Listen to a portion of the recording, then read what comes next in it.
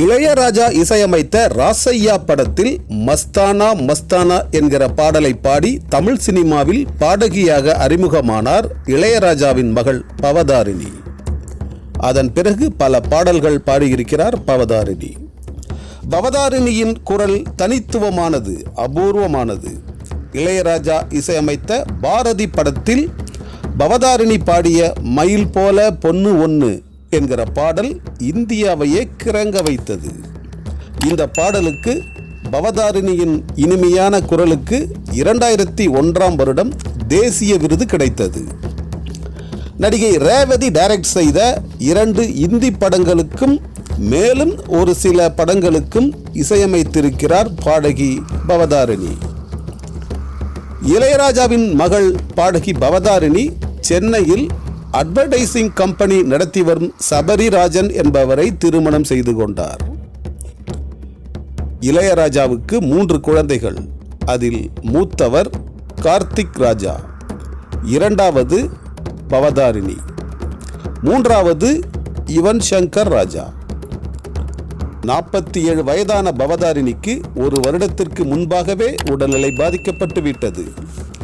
ஆனால் சரியான பரிசோதனைகள் செய்யப்படாமல் மேலோட்டமாகவே சிகிச்சை தந்திருக்கிறார்கள். இளையராஜா ஆசியாவிலேயே மிகப்பெரிய பணக்காரர். இவ்வளவு பணமும் வசதியும் இருந்தும் பவதாரிணிக்கு சரியான பரிசோதனையும் சிகிச்சையும் தரப்படவில்லை. சரியான நேரத்தில் சரியான சிகிச்சை தந்திருந்தால் பவதாரிணிக்கு இந்த நிலை இப்போது வந்திருக்காது. அமெரிக்காவுக்கு அழைத்துச் சென்று சிகிச்சை தந்திருக்க வேண்டும். இலங்கைக்கு கூட்டிச் சென்று நாட்டு வைத்தியம் பார்த்திருக்கிறார்கள். இளையராஜா கோடி கோடியாய் குவித்து வைத்திருக்கும் பணத்தை வைத்துக்கொண்டு என்ன செய்ய போகிறார்? இளையராஜா தலையெழுத்திலும் கர்மாவிலும் அதிக நம்பிக்கை உள்ளவர். இது பவதாரிணியின் தலையெழுத்து என்று விட்டுவிட்டாரா இளையராஜா? எது எப்படியோ பவதாரிணி மறைந்து விட்டார். இளம் வயதில் அந்த அபூர்வமான குரல் அமைதியாகிவிட்டது. தனது மகள் பவதாரிணியின் உடலை தேனி மாவட்டத்தில் உள்ள தனது சொந்த ஊரில் நல்லடக்கம் செய்ய ஏற்பாடுகள் செய்து வருகிறார் இளையராஜா.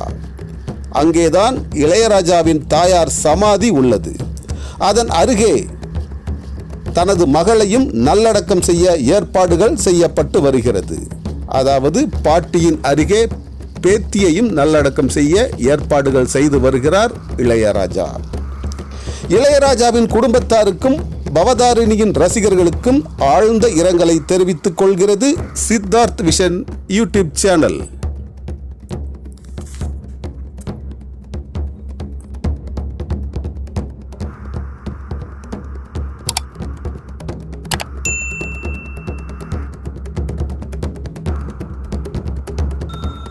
சித்தார்த் விஷன் சேனலை சப்ஸ்கிரைப் செய்து கொள்ளுங்கள்.